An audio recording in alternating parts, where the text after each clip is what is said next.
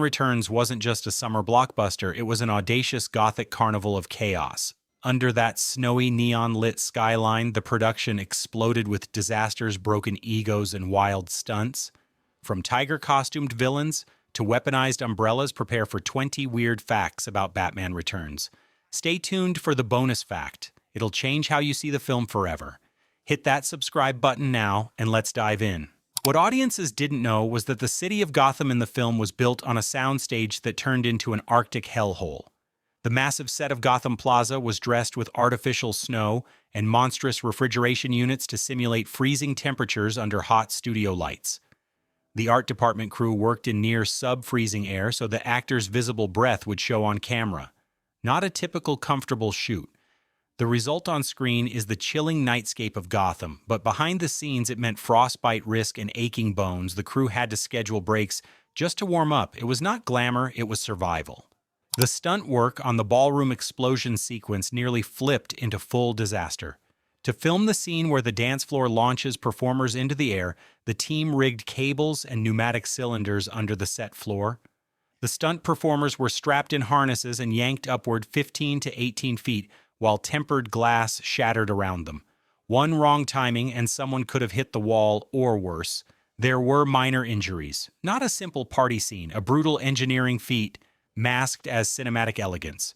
What audiences didn't see were the safety margins shrunk to the minimum.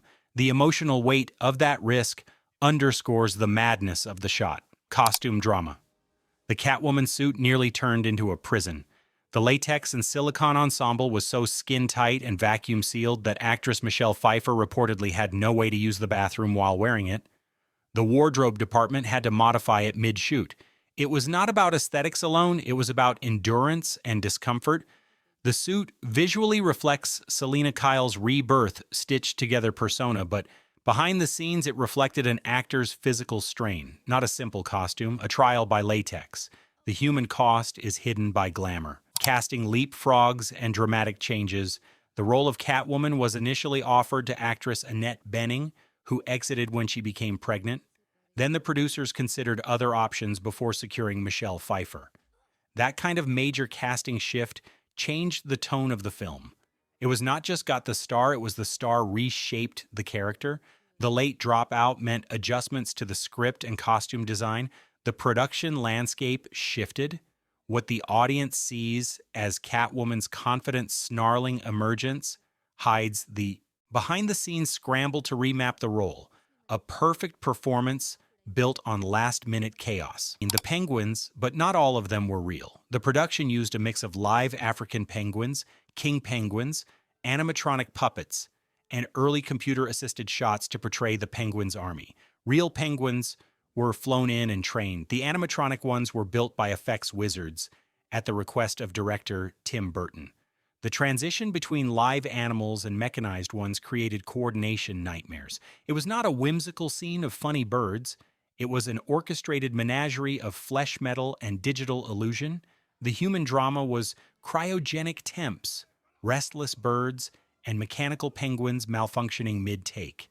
The spectacle on screen hides the underlying domestic and surreal dysfunction on set. The picture-perfect moment of the Christmas parade in the film hides a brutal fight between art department ambition and studio deadlines. The set of the parade float was built to roll through snow-covered streets and erupt in fireworks. With pyro charges and mechanical floats locked in sync, the sequence felt like a carnival on film. But behind-the-scenes call sheets kept morphing. What audiences didn't know was that the float's hoist motors overheated mid-shoot, forcing the crew to scrap a morning's take and reset everything at midnight. It wasn't business as usual, it was a race against fire, frost, and time. The dazzling parade on screen masks the tension of real-world breakdowns. The transformation of Selina Kyle into Catwoman looks effortless, but the shoot for her Alley Cat revival was a grueling physical ordeal. She emerges from a junkyard-styled set of tangled metal and broken glass. The actress did hours of practical kicks and whip work. It was not simply wardrobe change, it was physical metamorphosis under hot lights and cold sets. Crew members recall her calling it hell in heels. The stunt team rehearsed whip cracks and wire work under minimal sleep. What audiences see as Catwoman's sleek rebirth hides bruised limbs and sheer tenacity. The glamour covers the grind. The role of Oswald Cobblepot, the Penguin, required grotesque makeup and prosthetics that nearly derailed the shoot. Under the iconic costume, the actor spent up to 5 hours every morning being applied with silicone strips, blackened teeth, and unnatural gait supports. It wasn't a role of comfort. It was a role of endurance. On one take, the prosthetic headpiece slipped mid-dialogue, and the actor carried on improvising until the director nodded cut. What audiences didn't notice were layers of latex and paint peeling under studio lights while the actor performed grotesquely in 20-degree fake snow. His performance carries weight because his body already carried burden. The famed stunt where Batman crashes the icy fountain into the Penguin's lair was meant to be one-take magic, but it nearly destroyed the set. The fountain was built as a large hydraulic structure filled with half a ton of faux ice blocks and water jets. On the day of shooting, it actuated an extra 5 feet unexpectedly, sending water and shards flying beyond the protective barriers. It wasn't simply excitement, it was danger. The stunt captain stopped the sequence mid-take and inspected damage while actors stood drenched and shaking. What audiences view as thrilling spectacle hides genuine risk and improvisation under pressure. The crash scene is cinematic courage masked by artistry. As filming edged into its final weeks, the post-production calendar collapsed into chaos. One of the last shots, showing Catwoman looking up at the bat signal, was conceived only 2 weeks before release. It wasn't luxury, it was desperation. The studio demanded clarification that Catwoman survived and could return. With the actress unavailable, a stand-in and partial effects shot were used. What audiences believe is seamless narrative closure hides last-minute rewrites, technical patch-ups, and creative compromise. The polished frame conceals frantic editing and unfinished business behind the glamour. Go ahead and like and subscribe because we've just reached the halfway mark, and in the next batch of facts, you'll see the wildest behind-the-scenes moments of this film that even hardcore fans don't know. A horrifying moment slipped into the wardrobe trailers when the Catwoman suit began harming its wearer. The vacuum-molded latex outfit clung so tightly, the actress sometimes needed help to remove it. It wasn't costume art, it was containment craft. During one take, the suit's zipper jammed and the actor could not leave the set for 20 minutes while makeup had to fix a skin irritation flare-up. What audiences admire as stylized heroism masks the sheer pain and patience of wearing that suit for every stunt take and scene. Her final look carries suffering as much as style. The production bought in real penguins for the Army of the Penguin and the Circus Gang. They flew in African penguins and king penguins and supplemented them with puppets and early CGI. It wasn't cartoon whimsy, it was live animal warfare. Penguins arrived chilled in refrigerated cargo holds. The crew built specialized sub-zero pens on set.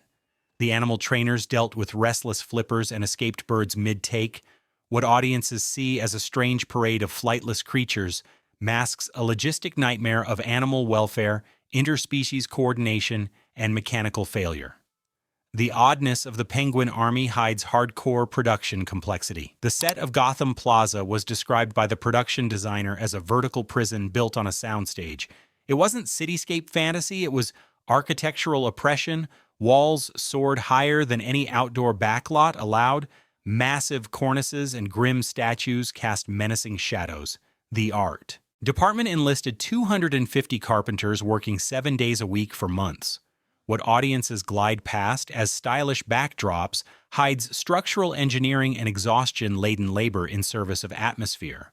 The plaza breathes weight because its design carried weight behind the scenes. Early versions of the script planned for the inclusion of Robin as a young sidekick, but the character was scrapped late in pre-production to avoid crowding the story. It wasn't just trimming fluff. It was reshaping tone. The actor cast costumes and marketing toys had already been developed before the deletion. What audiences avoid seeing as an absent Robin hides costly change orders, unused sets, and unused toys. The final film says one thing, but the pipeline once said something else entirely. Batman Returns was marketed like a toy commercial, but filmed like a gothic nightmare. When the studio inked massive fast food and toy deals, executives saw dollar signs, not darkness. They didn't expect Tim Burton's twisted fairy tale of psychosis and violence. Children who bought Happy Meal toys expecting comic fun found a film of blood bondage and bird attacks. Parents were outraged. It wasn't synergy, it was sabotage by tone. Burton's haunting vision clashed violently with the corporate image of capes and fries. Letters poured in, accusing the studio of corrupting youth.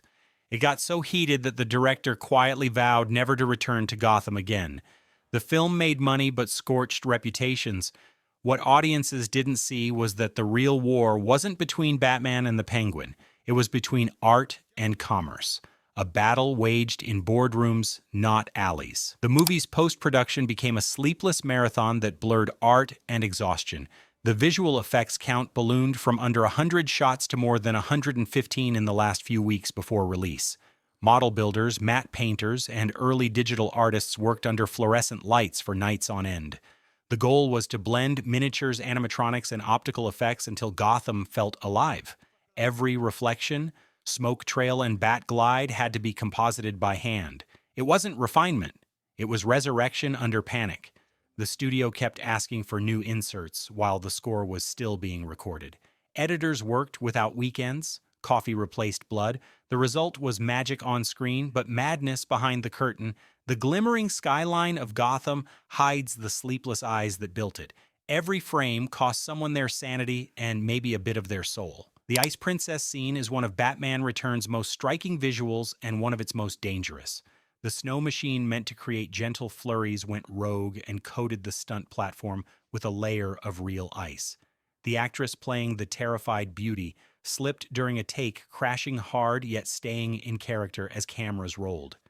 The director loved the raw panic and used that exact shot. It wasn't acting, it was survival caught on film. Crew members rushed to salt the platform between takes, and the stunt coordinator demanded extra harnesses for future setups. But that spontaneous moment became cinematic poetry, an accident turned into art. What audiences admire as graceful chaos was a genuine near injury that froze hearts both on and off camera. The beauty of the scene hides the bruises it left behind. Creative control in Gotham turned into open rebellion. Tim Burton's vision of a twisted psychological fairy tale clashed with studio pressure for broader appeal. Warner executives wanted toys and ticket sales. Burton wanted trauma and tragedy. Their meetings turned volcanic. Budgets ballooned. Deadlines warped. Crew members whispered about tension thick enough to slice through. It wasn't collaboration. It was controlled chaos. The director's dark aesthetic dripping gargoyles, jagged architecture, and operatic lighting made executives nervous about alienating families. What audiences experience as tonal conflict between whimsy and horror was born from these creative wars. When the smoke cleared, the studio got its blockbuster, but not its brand of family fun. Burton got his masterpiece, but lost his franchise. The shadows of Gotham swallowed both art and corporate comfort whole. Batman's mask in this sequel was more than wardrobe, it was transformation through pain. The new cowl was thicker, molded to the actor's skull and glued tight at the neck. He couldn't turn his head. Every fight sequence had to be choreographed around that limitation. It wasn't cinematic posture, it was forced immobility. Under hot lights, the suit trapped sweat and heat.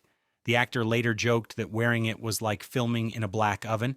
Yet the stiffness gave the Dark Knight a statue-like presence, enhancing the brooding power that defines him. What fans interpret as commanding strength came from physical constraint. The mask became a prison shaping every movement, every glance, every breath. Batman's mythic stillness wasn't character choice, it was discomfort molded into art. The score of Batman Returns is a symphony of sadness and spectacle, but what fans never knew is how deeply it influenced the performances themselves. Composer Danny Elfman recorded late at night with dimmed lights and open reverb chambers to mimic cathedral acoustics. The eerie bell motifs were played on water-soaked metal sheets to make Gotham sound alive and mournful. The cast sometimes listened to unfinished tracks between takes to find emotional rhythm. It wasn't background music, it was invisible direction. Every note helped actors channel duality beauty wrapped in menace.